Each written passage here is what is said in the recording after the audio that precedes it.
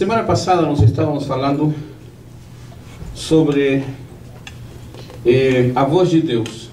Como ouvir a voz de Deus, como entender a voz de Deus, como compreender a voz de Deus.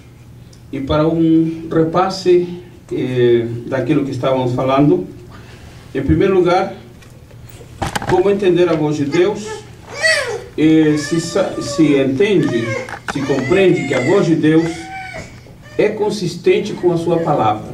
Ou seja, Deus nunca ordenará alguma coisa que esteja fora da sua palavra ou que seja contrária à sua palavra. Muitas vezes Deus não responde rapidamente às nossas orações, é para provar a nossa fé e paciência. Em segundo lugar, nós falamos que a voz de Deus sempre é consistente com seu caráter. Como está escrito em 1 Coríntios, capítulo 14, o que representa e significa a ordem, a decência, as coisas coerentes, tudo bem estruturado. Porque Deus é um Deus de ordem. Deus não é um Deus de incoerência. Deus não é um Deus que diz uma coisa hoje e amanhã diz outra. Algumas pessoas enfrentam dificuldades porque, segundo elas, ouviram a voz de Deus que diz uma coisa e um mês depois ouvem a voz de Deus falando outra coisa. Esse Deus não é o Deus que nós servimos. O nosso Deus, a quem servimos, é um Deus consistente, um Deus coerente, um Deus ordenado. Não é um Deus desordenado. O Deus desordenado não é o Deus que serve aquele que confia no Senhor, que é vivo e verdadeiro.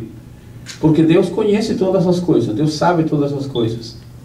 E os propósitos de Deus não podem ser alterados por nossas orações, por nossos desejos, por nossos propósitos, por nossos próprios caprichos. Isso não pode acontecer, porque Deus é Deus. Então, a voz de Deus é consistente com seus propósitos. Posteriormente, a voz de Deus é consistente com o chamado. Se a pessoa tem uma chamada de Deus, se Deus deu uma chamada certa para a pessoa, e aquilo que a pessoa ouve, aquilo que a pessoa recebe da parte de Deus, tem que ser coerente, tem que haver ligação, tem que haver sintonia com aquilo para o qual se destina. Deus chamou Paulo para ser pregador dos gentios. Se Deus tivesse falado de repente: Paulo, você vai ter que viajar para Jerusalém, e lá em Jerusalém você vai ser pastor de judeus, Deus estaria mudando seu projeto. Não significa que Deus, em determinados momentos, não faça isso com algum de seus servos. A pessoa às vezes começa no ministério e aos poucos Deus vai falando, Deus vai preparando, Deus vai trabalhando, Deus vai direcionando para que haja uma outra chamada, mas que seja uma chamada que está vinculada, que seja uma extensão, que seja uma ampliação daquilo que Deus deu. Porque Deus é coerente. Deus não é incoerente. A incoerência não está em Deus, está em nós. Por isso que a Bíblia diz que Deus é um Deus de ordem. Há uma sincronia, há uma coerência em Deus, há uma forma bem estruturada. Então, a voz de Deus é consistente com o chamado. É necessário analisar as coisas para saber se o meu coração, as minhas emoções, os meus desejos, os meus sentimentos ou as minhas aspirações humanas estão direcionando, estão de uma certa maneira pressionando, estão de uma certa maneira forçando para que Deus diga aquilo que não falou. Então a pessoa anda buscando às vezes uma resposta. Não é a resposta de Deus, é a resposta que a pessoa quer ouvir. E aí então a coisa fica difícil, porque se a pessoa anda buscando uma resposta que não é a resposta de Deus, porque se a pessoa diz: Senhor, eu quero que o Senhor me fale, eu quero que o Senhor me dê a resposta, eu não vou dizer que resposta eu quero a resposta de Deus. Mas às vezes dizemos: Senhor, eu quero uma resposta, mas que a resposta seja essa. Damos a orientação ao Senhor. Aí então a situação não funciona dentro do mundo espiritual do jeito que Deus quer.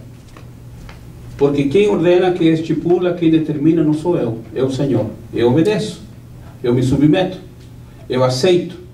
Às vezes eu não compreendo, Mas eu não tenho que questionar, eu não tenho que perguntar, não tenho que ficar investigando, eu tenho só que obedecer. E nós temos muitos exemplos bíblicos a esse respeito. Quando Deus disse a Abraão: Abraão, sai da tua terra, Abraão saiu.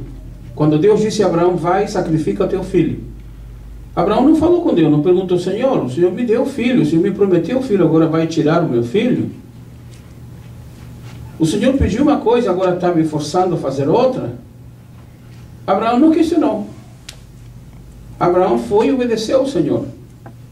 Então, porque Abraão sabia que Deus tem um propósito superior, um propósito maior. Deus tinha falado para Abraão obedecer, para Abraão se submeter.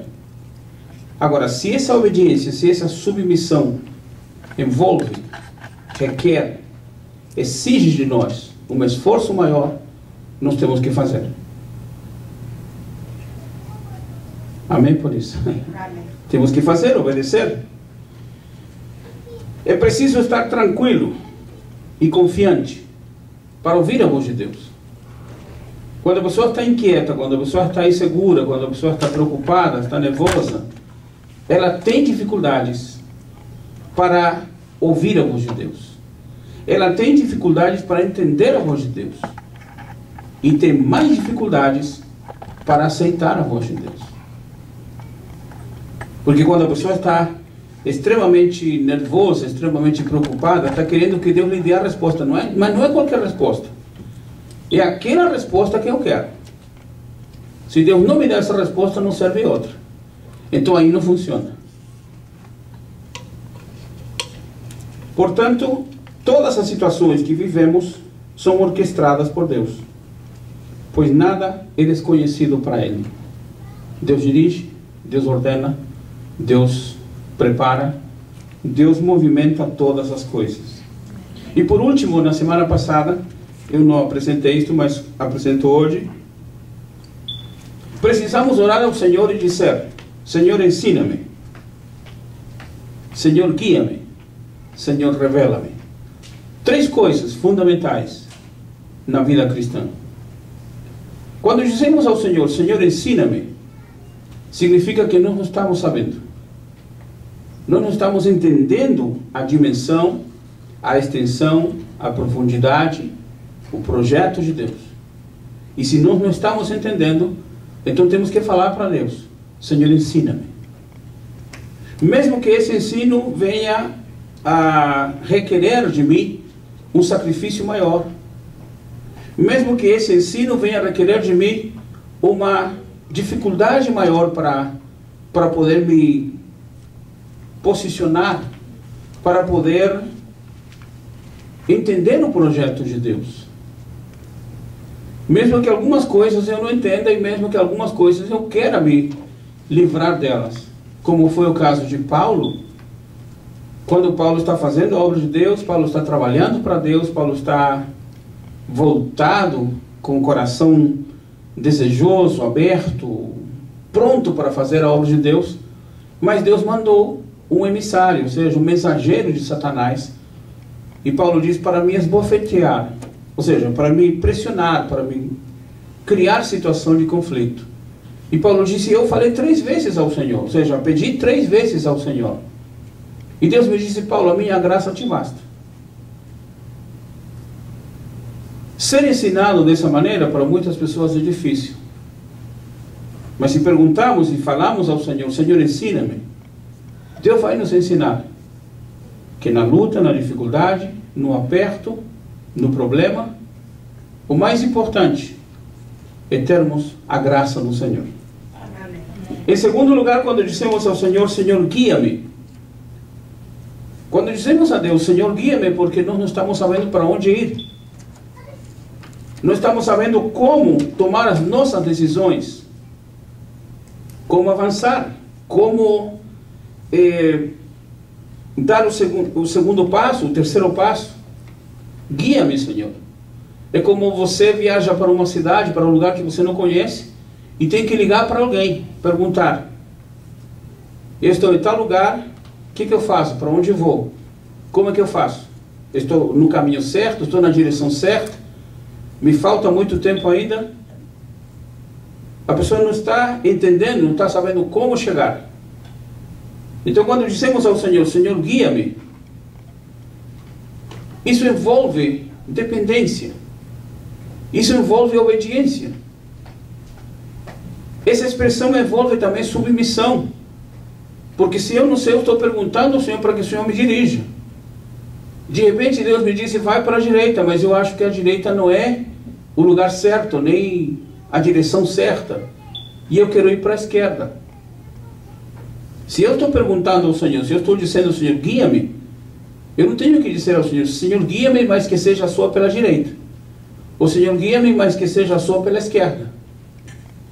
Se pedimos que o Senhor nos guie, é porque estamos realmente nos colocando à disposição dEle. E para que Ele nos conduza. Amém por isso.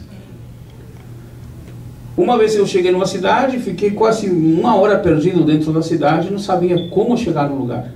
Naquela época não havia celular, naquela época não havia muito menos GPS, e eu estava perdido. Perguntava para uma pessoa, ele vai para a direita, perguntava para outro, vai para a esquerda, perguntava para outro, sobe, outro disse, não, você está errado, volta. Aí eu dizia, a coisa mais certa, esperei passar um táxi, o táxi passou e falei para o homem assim, ó, eu quero chegar nesse endereço, quero que você me conduza, você vai à frente, eu vou atrás. E o taxista falou, deixa comigo. E ele foi, subiu, desceu, pegou um viaduto, entrou por outro, passou por um túnel, e em menos de 15 minutos me levou ao lugar. Porque ele sabia. Eu falei, não vai muito rápido, porque eu não conheço a cidade, muito movimento, então ele falou, não tem problema não.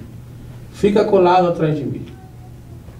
Então quando dissemos ao Senhor, Senhor, guia-me, estamos dizendo ao Senhor, queremos ser conduzidos pelo Senhor. Queremos ser guiados pelo Senhor. Às vezes a minha situação a minha condição, a minha própria inteligência pode me falar que não é por aí. Ou então de repente a gente passa e diz, eu já passei por aqui, umas 3 vezes. É provável. Mas se o Senhor está guiando, com certeza vamos chegar ao lugar certo. E em terceiro lugar, quando dissemos, Senhor, revela-me, é porque não estamos tendo uma noção clara no campo espiritual.